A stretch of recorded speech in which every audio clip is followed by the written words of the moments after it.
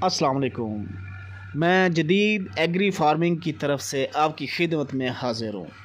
आज हम जिस टॉपिक पर बात करेंगे वो गंदम की फसल में सुंडी का हमला या फिर गंदम के पत्ते दरमियान से क्यों कट रहे हैं। ये पहली बार देखने में आया है कि हमारी गंदम की फसल में सुंडी का अटैक हुआ है। ये अटैक पहले कभी नहीं देखा हमने। आइए इसके ऊपर हम डिस्कस करते हैं कि ये गंदम के अंदर कितनी हद तक नुकसान दे सकती है या फिर इसका तदारक क्या है, हम इसको कैसे कंट्रोल कर सकते हैं। आइए देखते हैं कि कौन सी सुंडी है जो हमारी फसल, जो कि गंदम की फसल है, नकद आवर फसल है, इस पर कौन सी सुंडी हमला कर रही है।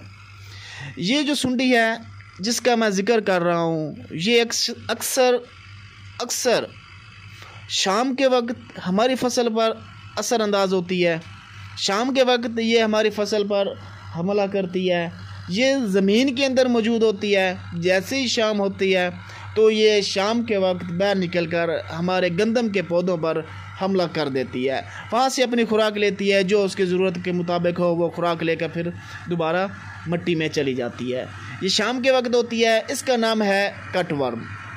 इससे बचने के लिए हमें कौन सा स्प्रे इस्तेमाल करना चाहिए या इसका तदारक क्या है, आइए हम वो डिस्कस करते हैं। इसका जो तदारक है वो हमारे पास बेहतरीन जो ऑप्शन है। अब हम आते हैं इस सुंडी के तदारक की तरफ। इसके तदारक के लिए बेहतरीन हमारे पास जो ऑप्शन है वो है क्लोरपैरीफास, जिसको आम ज़बान में हम क्लोरी भी कहते हैं। इसका इस्तेमाल हमें 200 ml करनी चाहिए फ़ी एकड़ में।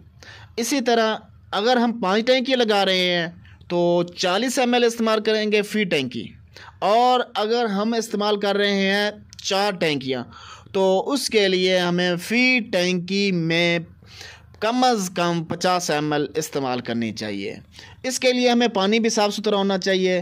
पानी जो 1 रात पहले या 2 रात पहले का खड़ा होता है, जो कि ठंडा पानी होता है, आजकल मौसम चेंज है, सर्दी है, हमें उससे परहेज़ करना चाहिए। पानी कोशिश करें कि ताज़ा पानी हो, जिसका असर बहुत ज़्यादा बेहतर आता है। इसके बाद हमारा दूसरा ऑप्शन है एमामेक्टन। इसकी भी हमें 200 ml इस्तेमाल करनी चाहिए डोज़। और इसके साथ दूसरे नंबर पर है वो है जी बेहतरीन ऑप्शन फैब्रोनेल, वो भी 200 ml फ़ी एकड़ इस्तेमाल करनी चाहिए। इसी तरह फ़ी टैंकी 50 कर सकते हैं अगर हम टैंकी लगा रहे हैं 4, और अगर हम टैंकी लगा रहे हैं 5 तो फ़ी टैंकी हमने इस्तेमाल करना है 40 ml फ़ी टैंकी।